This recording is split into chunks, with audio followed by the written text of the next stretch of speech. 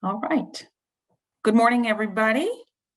This is Chris Stecker from Extension, and I'm hosting the Healing Gardens Zoom class with Jackie Maring, Extension Master Gardener Volunteer, who is also a horticulture therapist, has a certificate in horticulture therapy from the Horticulture Therapy Institute based in Fort Collins, Colorado, and has taken additional horticulture therapy training at Wake Tech in Raleigh, and has an associate degree in landscape design. So she's all about horticulture therapy. And we're going to find out a whole bunch more about some beautiful gardens that can soothe the soul and heal the body, right? Correct. Okay. Yeah. So hello, everybody. I think I recognize most of us. Thanks for coming to the talk. Let me just start with this one. So it's about healing gardens and restorative spaces. And really, in this talk, I'm going to talk more about hospitals because I worked in a hospital and I had a healing garden. So we're just going to go to our first. So as Chris said, I'm a landscape designer and a horticultural therapist. And this talk is about how a garden environment in a hospital setting can help reduce stress and contribute to a calmer and balanced outlook. And we all know, as master gardeners, we all know that gardening is calming, it's relaxing, it reduces stress. Unfortunately, in society, we actually have to have proof of this, scientific proof that this does this. So I'm just going to talk about a little bit about the history.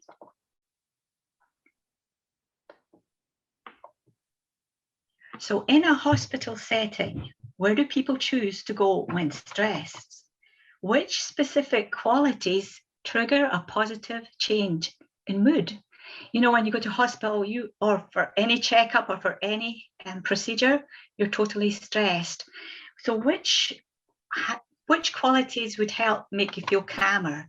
So in one study of the use of outdoor space in hospitals, 95% of people studied reported a positive change in mood after spending time outside, and from feeling depressed and anxious to a calm and balanced outlook. And actually, since this study, and I'll tell you the book at the end of the presentation, there's been like an explosion of research into healing spaces, even more so in 2020. In 2020, we have discovered that going outside, since it was one of the few things we could do, go out in the garden, is very relaxing and helps to relieve stress.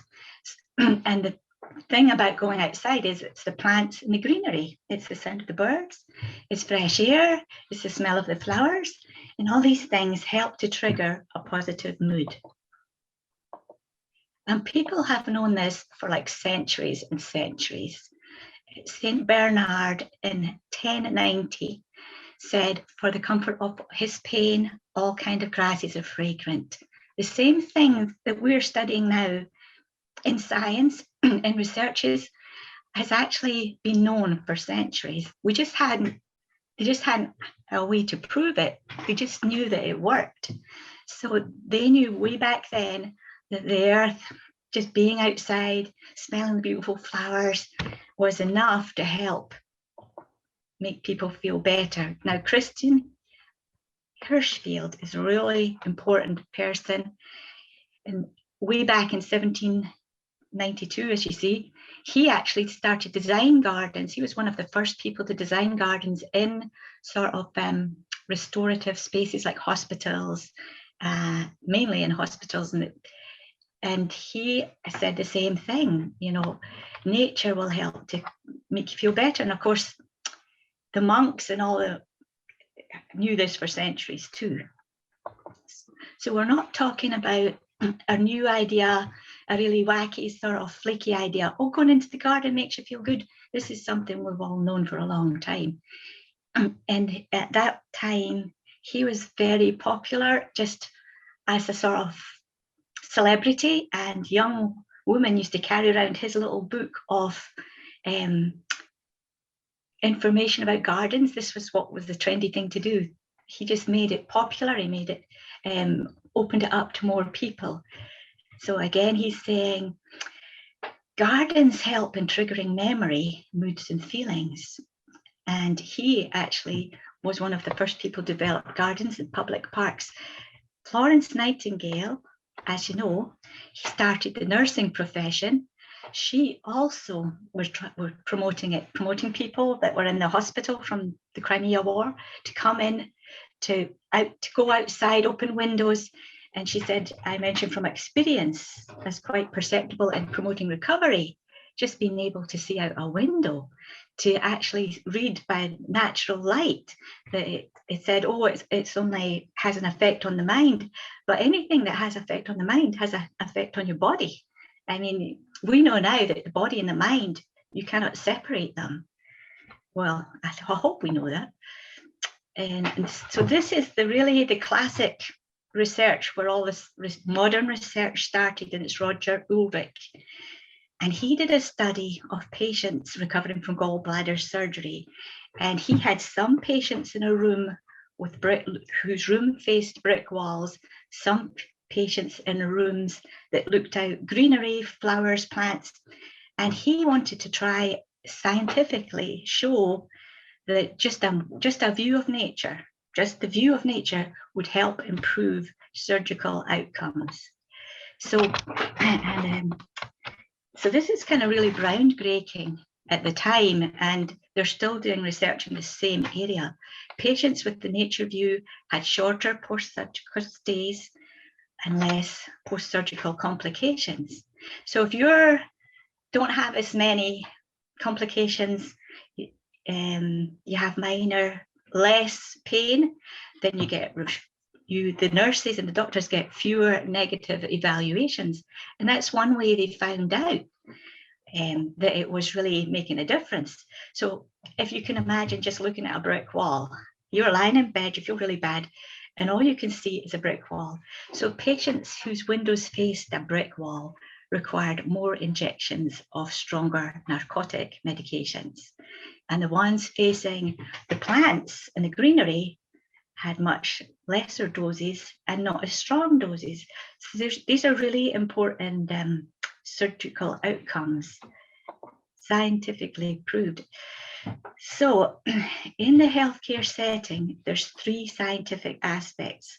So in that healing garden, we're going to look at 3 aspects of the healing process that gardens can actually help with. So the first thing that healing gardens can help with is a relief from physical symptoms. If you've got relief from the physical symptoms, it is going to make a huge difference to how you feel and how well you recover. And this is really important for people with acute illnesses or trauma, where you're in pain for a longer period of time. So healing this component of healing plays a really important role in people who have long-term trauma. It also helps in every other aspect, but this is specifically sort of more important for people who have chronic pain, who have hard time managing pain. This can give them a relief from the pain. The second form of healing that takes place is stress reduction and increasing levels of comfort. So when you're in the hospital, you've undergone maybe any procedure, I think in a hospital can be quite traumatic. So you're under a lot of stress, and we know that stress, when you're stressed, your pain feels worse. Your pain feels worse. If you can reduce that stress and make people feel more comfortable, you're helping to reduce the pain. And again, this is really important for people with chronic conditions where the quality of hers or her life is paramount. You know, if you have a chronic condition or a terminal condition, the most important thing is relief of stress and your pain. And it's shown that gardens can do this. So the third healing concept is improvement of overall sense of well-being. So if you're not as stressed, your pain is reduced, you're going to start feeling better. I mean, the minute your pain is addressed and you're not as stressed, you start to feel better. And when you start to feel better, you start to feel more hopeful because you're feeling better. And so it's kind of like a little circle, it all helps each other. So that's the third area of healing, that it improves your overall sense of well-being. So we have found, and I'm going to show you an example, an environment can hinder or enhance the components of healing. So just as we saw, when you're looking at bricks and you're not feeling good, it's not going to do much to make you feel better. But a healing garden is really well suited to support the different therapeutic processes we just talked about. So look at this environment. An environment can hinder or enhance components of healing. So if you could imagine this was the environment you were looking at when you came out for a wee bit relaxation. And these are the areas. So this is it when we transformed the area. So our goal for the healing landscape is to provide access to nature as a distraction from illness and worries, and stress reduction via soft fascination. Now, soft fascination is a term that means, so there's hard fascination and there's soft fascination. And hard fascination is something that you can't take your eyes off. It's usually, say, somebody's getting robbed. It's something that is really compelling and usually pretty intense and pretty stressful. So that's hard fascination. Soft fascination is something that just catches your eyes and you're not really thinking, and you're not really thinking about it very hard. And usually nature comes under soft fascination. You hear the birds singing, you can hear grass or something moving, and it actually distracts you and you're no longer stuck in your own mind worrying about things. So when you're in a healing garden, you have a lot of elements that provide soft fascination, that takes your mind off your worries, that gives you sort of a break from just being stuck in your own mind and stuck in your own illness, and it improves the sense of well-being. So we know already that studies have showed that patients heal faster if they can look at trees, plants, and buildings. This was a design for the courtyard in the hospital where I worked. And I don't know if you can see, but the windows are all on that line at the edge. I wonder if I can show you. This edge here is all patients' windows. And they were all looking into a courtyard, and the courtyard was completely enclosed. Actually, it was really good conditions because it was enclosed, so all the plants were pretty protected. So now we're going to show you the first phase. This was the first phase of the courtyard, what it looked like before. This is what it looked like after. I got money from the volunteers organization, and we paid for a landscape firm to come in, but I couldn't do it all at once because the patients still had to come out into the courtyard. So we did it in 3 sections. So this is the very first phase. First phase was we did, let me see, you can see this corner here, actually. And here is what you're looking at. This here was built here, and it's actually raised stone beds. So the patients, no matter how ill or weak or, you're in a hospital for a reason, you're not feeling good, you can reach the raised beds. So we had raised beds. That I think that was my first concern, that people could get up close to the plants, because a lot of people, if they're not well, can't actually get down to look at the plants. So this was the first part of the phase. This was a seating area. This was the second phase. I felt this was important because this is where people sat. And here is the second phase. We actually had volunteers come in to help us plant some of the plants, and we had garden plant sales to raise money, as well as my budget. And this one was under an awning, but you can see you can do an incredible amount of stuff under an awning, more than I ever thought was possible. I would never have thought. We have petunias were growing like crazy, and it was in the shade. We had stuff blooming in the shade, which you would never, as gardeners, you think, well, that's not going to work, but I'm going to put it in there anyway. I'm going to give it a try. This is the third phase. That was at the entrance.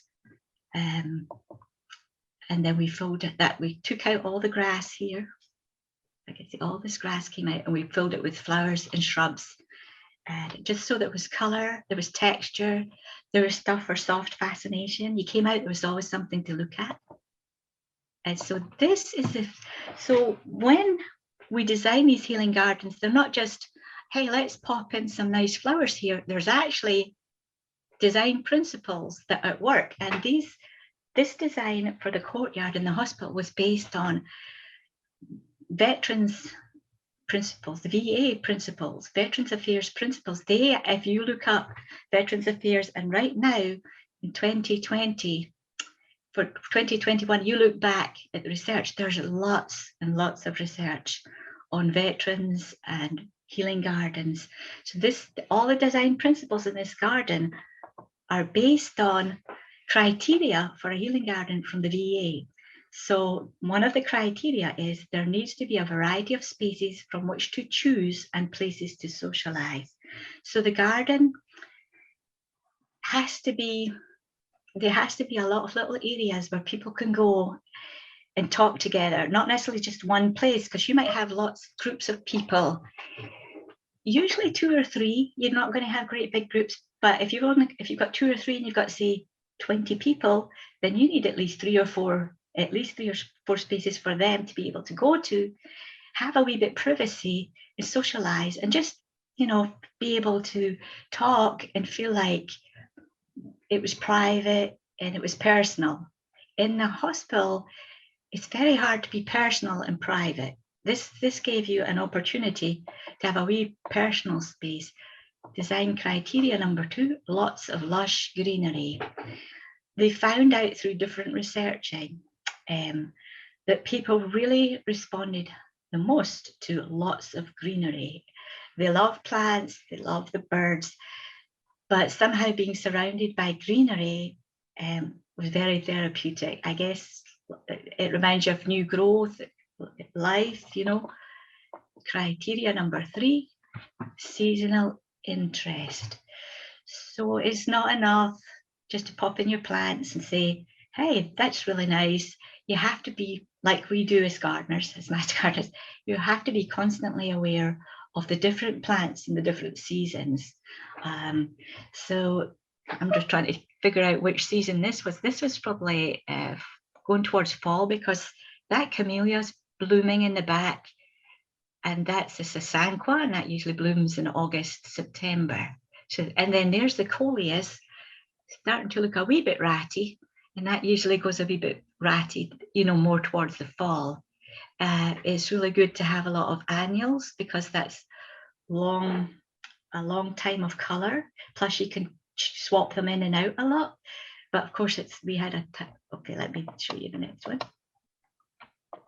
Sensory stimulation. So this is just a great big bunch of rosemary for the smell, for the texture. Then we had some really beautiful daylilies, just for pleasure for your eyes.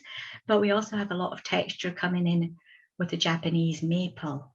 So you're always thinking of really heightening the experience. If you're doing it as a healing garden, you're doing it because you're specifically trying to heighten the experience for more relaxation, more stress reduction. So in the VA healing garden, not necessarily a healing garden that you would design for yourself, but there has to be a space for physical movement and exercise. And that's just one of their criteria. And I think I needed it in the hospital too. We had a basketball stand, but there was also a little place where you could sit on the grass and have picnics. So you need a space for physical, and they could walk around. There was enough space to walk around. So the 6th criteria, provide access to nature and positive distractions. So you've got your plants, which are a positive distraction, but just add your bird feeders, bird baths. We had a bird bath too. We had bird feeders, and you start bringing in nature. You start bringing in nature, as we know as master gardeners, and we would have known more had we been able to see Doug Talley's talk. But anyway, we're going to bring in nature through birds. We had, unfortunately, some mice came in for the bird feed. But when you bring in nature, you have no control over which wee pieces of nature are going to come in. But the birds are really, I had one patient who the doctor told me the only time he felt better was when he was watching the birds feed at the bird feeder. So it is really important to have positive distractions, and nature is just perfect for that. Watching just going outside and seeing that there's another plant in bloom, it's like, oh yay, it's exciting. So in the 21st century, modern medicine acknowledges the importance of nature for recovery. I hope so. Modern medicine, I think since about 2000, so my biggest reference is here, and I've got it written down at the end of the Healing Gardens, which was written in 2000. There are I think since 2008, there's like an explosion of research into healing gardens. Not sure what triggered it. I think maybe it's access to the internet, access through all the social platforms has really spread information between everybody. I'm also thinking since last year, it's even exploded even more.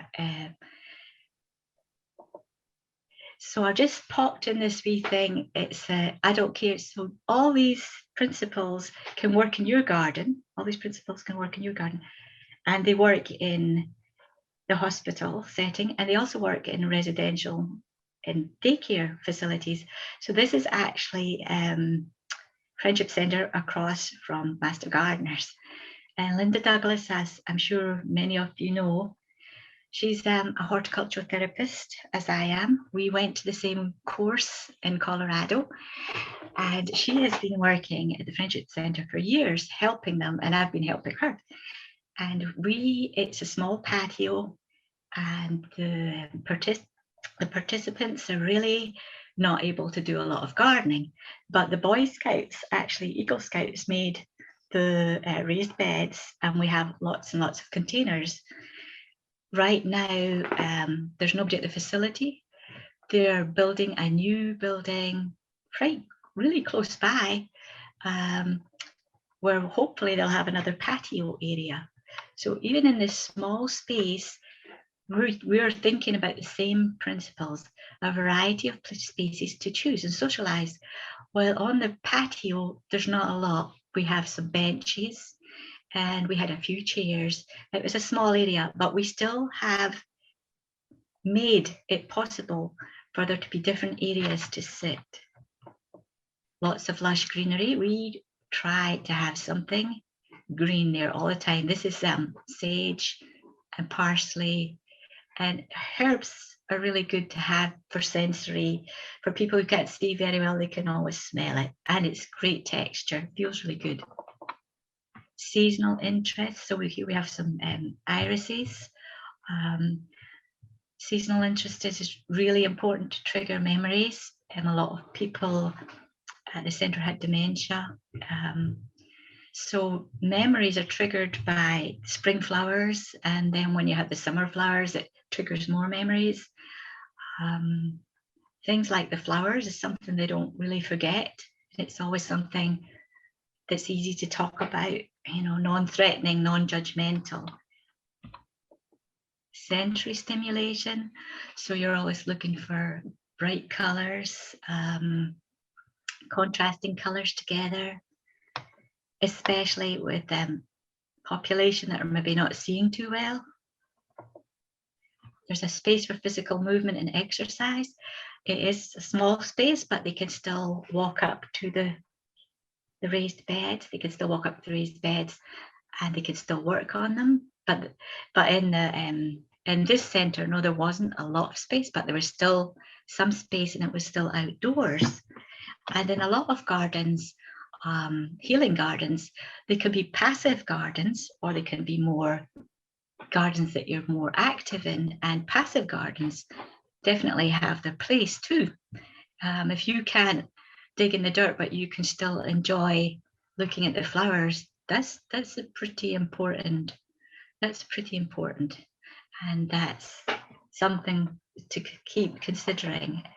Access to nature and positive distractions. Just being outside and being access to a larger world than just sitting in a room for say 8 hours a day, that makes a huge difference to the quality of your life. Getting the fresh air, looking at beautiful flowers, realizing that there's a bigger world out there and you're part of that bigger world too. So in conclusion, and I know I've talked way too fast, but if anybody wants to ask any questions, I've talked way too fast. The healing qualities of nature have been recognized and relied on for centuries as a valuable part of convalescence. Oh, sorry, there was one last bit, let me go back.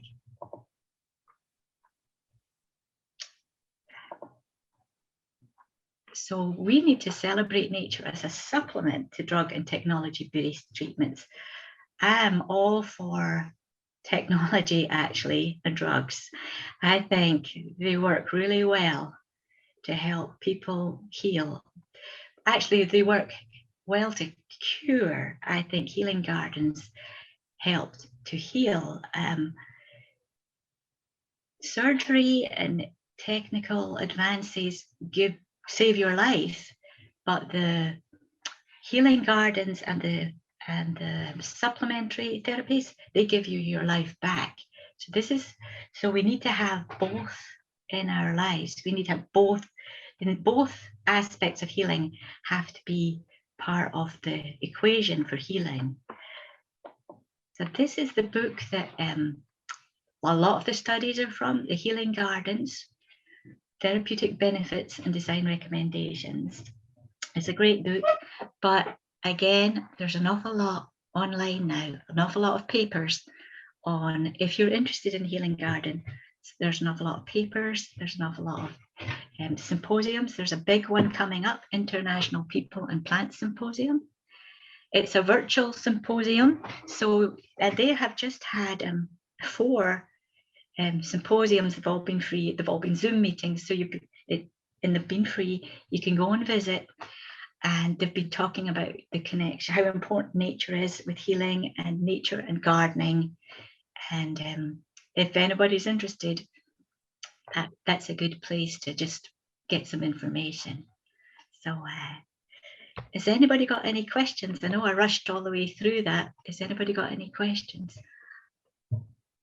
And if you wanted to put them in the chat. Do you think the change of height that, like I noticed in a lot of them where you had that beautiful stone planters and all, do you think the change of height, like a structure that changes the height of some plants, is real important?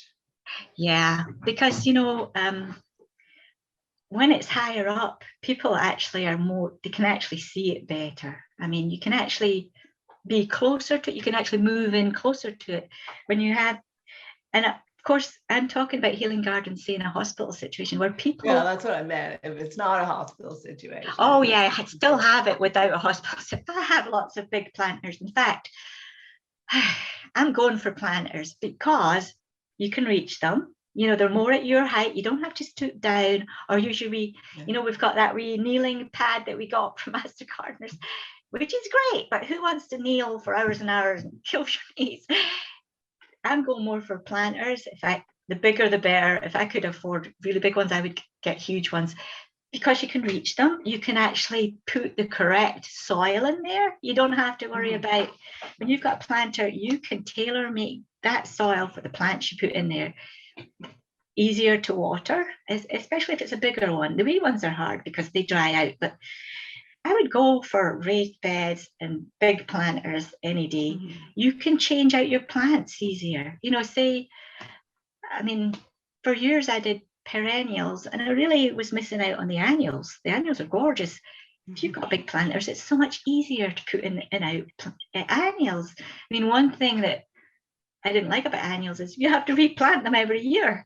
If you've got big planters, you can put these things in, you can pull them out, you can play around more. Also, you can change it for seasonal interest more.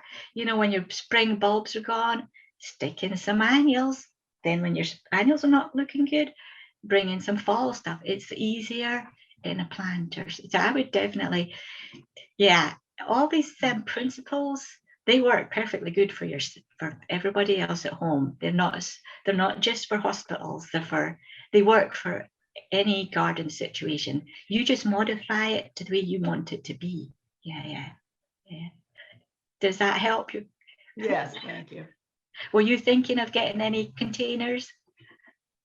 Well, I have some, but of course, I love the stone. Yeah, stone the plants, stone's but beautiful. they're more expensive. Yeah. Well, the stone ones are actually a facade with stone applied on top. Oh, Yeah. They look fantastic, but they're actually cinder blocks with a facade of stone on top, which is still expensive. I was going to have more than that. I had 2 built. I really wanted 4 built, but I couldn't get a budget big enough, so I had to tone it down to 2. But I love the stone too, definitely. Yeah. Mm-hmm. Thank you. Thank you. Any other questions?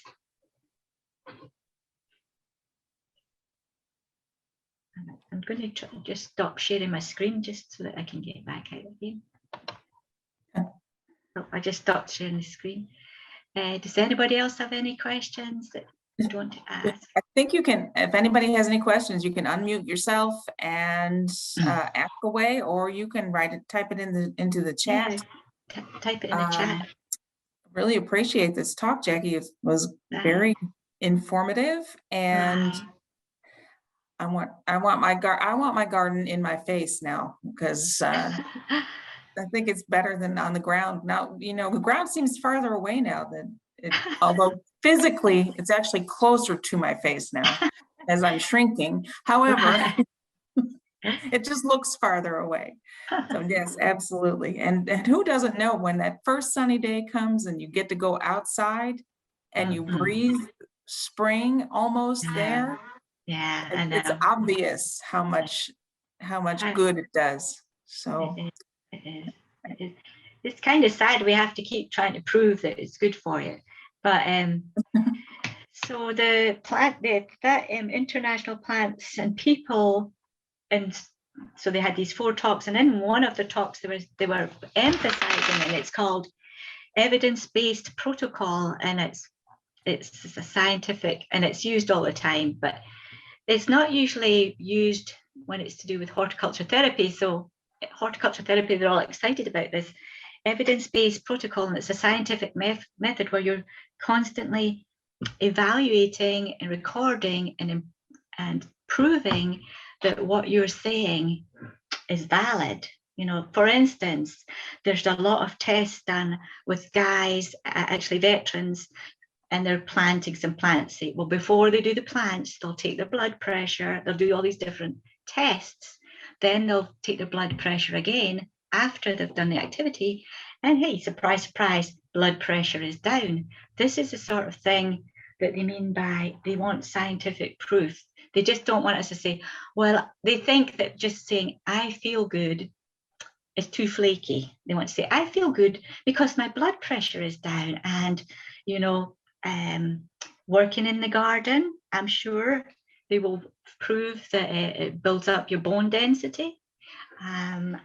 They, in fact, you know, because it's weight bearing, and there's a lot of, I'm sure that, well, hopefully, I'm sure that once we got even more scientific evidence, that people will be more, it will be used as a therapy more, put it that way. It'll be used as a therapy more. I think it's important as a therapy. Yeah.